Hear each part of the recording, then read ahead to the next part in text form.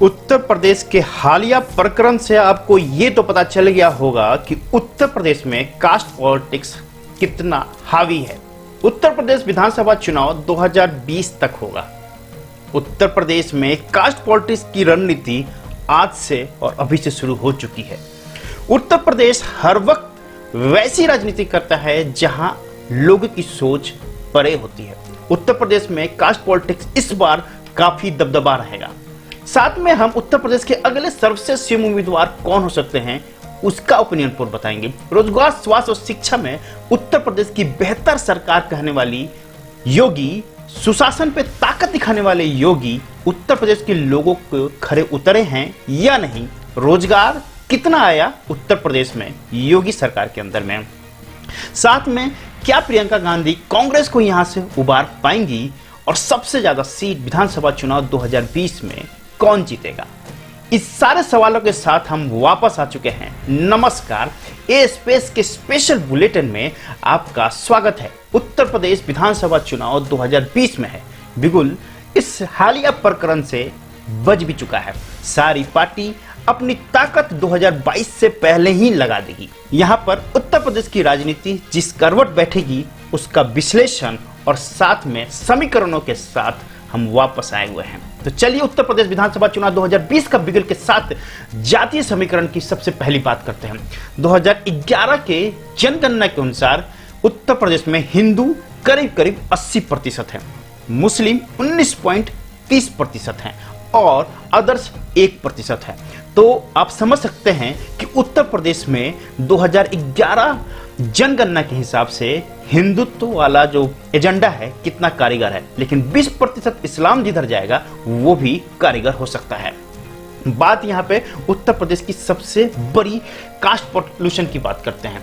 Cast बात अब करते हैं उत्तर प्रदेश की सबसे मजबूत कड़ी कास्ट की।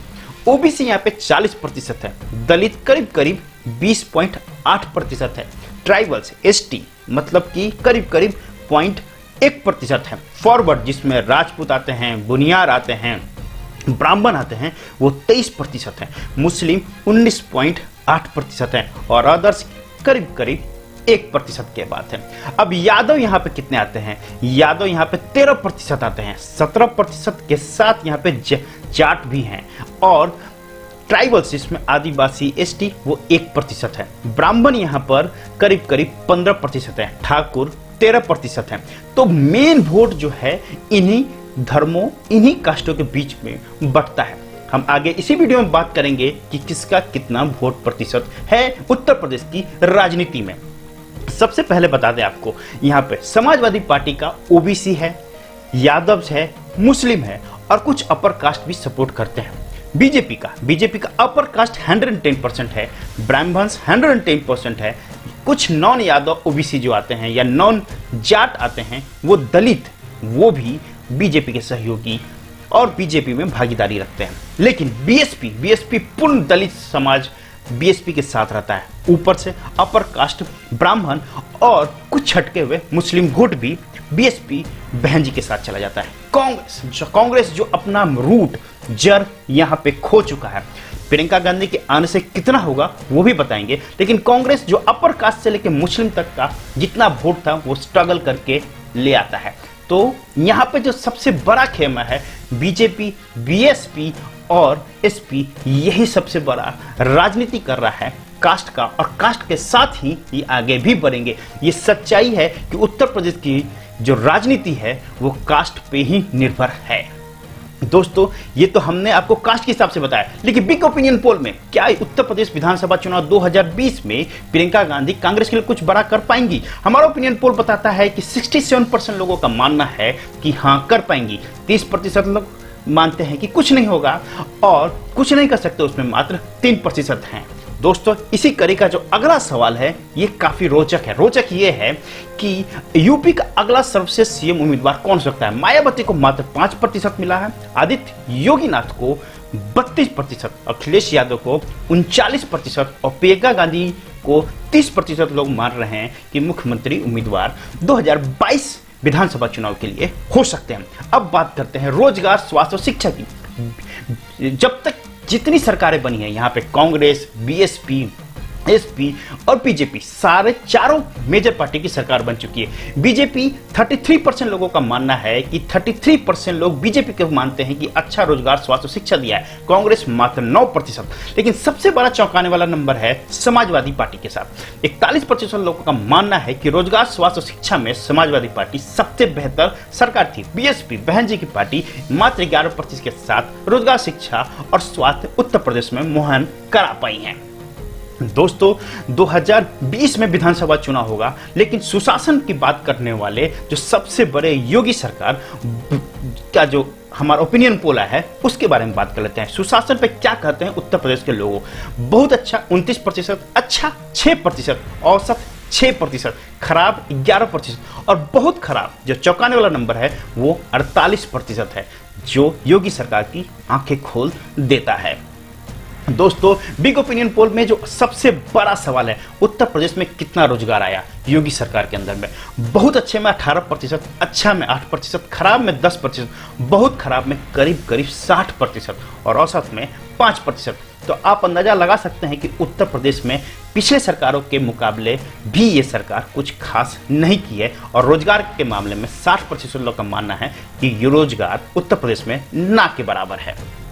दोस्तों अब बात करते हैं 2022 में जो विधानसभा चुनाव होगा, उत्तर प्रदेश किस करवट बैठेगा। 31% लोगों का मानना है कि बीजेपी की सरकार बनेगी, वापस आएगी। बीएसपी के साथ 4% लोगों का मानना है कि सरकार बन सकती है। समाजवादी पार्टी का 40% लोगों का मानना है कि सरकार में वापसी कर सकते हैं। कांग्रेस मात्र 23%, जो बहुत बड़ा नंबर है 2022 के अनुपात में, और यह नंबर इसलिए है क्योंकि प्रियंका गांधी इस बार मैदान में है।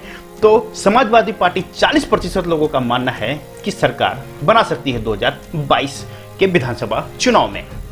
दोस्तों अब भीम आर्मी की बात करते हैं। जिस तरह से स्टेटमेंट भीम आर्मी का अपर कास्ट को लेके आया है, उस हिसाब से यदि कोई भी सहयोगी दल इनको अपने में रखता है, जैसे कि ये आगे हमारे इंफॉर्मेशन और सोर्सों के साथ पता चला है कि भीम आर्मी हो सकता है कि समाजवादी पार्टी के साथ गठबंधन करे, तो उसको बहुत बड़ा नुकसान होएगा।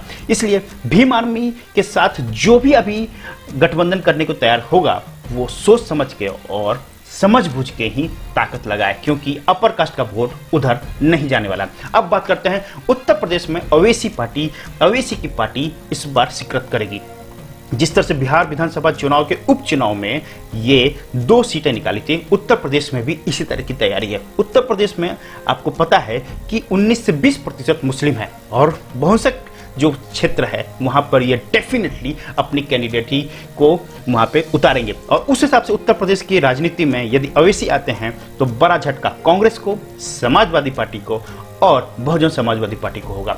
तो इस हिसाब से यहाँ पर रणनीति भी बनानी पड़ेगी अगर पार्टी को, क्योंकि AIMIM मैदान में आती है तो डेफिनेटली वोट काटने की प्रवृत्ति इनमें काफी प्रबल है। दोस्तों अब महागठबंधन की या गठबंधन की बात कर लेते हैं। सबसे पहले बता दें 2017 में साइकिल और पंजा छाप एक साथ आया था, जिसका शक आपको पता है कि कितने सीटें कौन जीता था। दूसरा 2019 के लोकसभा चुनाव में हाथी साथी दोनों आए थे, साइकिल और हाथी दोनों आया था गठबंधन के महापरिवर्तन के फॉर्म में, जबकि आपको उसका भी पता है कि किसको सपोर्ट हुआ और किसको बेनिफिट हुआ और किसको बड़ा नुकसान हुआ। कुछ साल पहले, मतलब 2 दशक के आसपास की बात है, एक बीएसपी और बीजेपी का भी गठबंधन हुआ था, वो भी इतना मजबूत और कारगर नहीं हुआ था। तो आप समझ सकते हैं 2022 का जो विधानसभा चुनाव होगा उसमें गठबंधन बड़ी पार्टियों में नहीं होने वाला है। ये हम 100% कर रहे हैं, ये सूत्रों के हिसाब से नहीं है, ये हमारा ओपिनियन पोल बता रहा है कि बीएसपी किसी के साथ गठबंधन नहीं करेगी, समाजवादी पार्टी किसी के साथ गठबंधन नहीं करेगी, कांग्रेस के साथ कोई गठबंधन करना नहीं चाहता है और बीजेपी सिर्फ अपने ही सीमित दायरा में रह के चुनाव को बाजी मारने की तैयारी में लगे हुए हैं। तो गठबंधन की बात में कोई गठबंधन 2022 के विधानसभा चुनाव में नहीं होने वाला है। अब बात करेंगे दोस्तों उत्तर प्रदेश विधानसभा चुनाव में 403 कुल सीटें हैं और 202 बहुमत के चलाइए।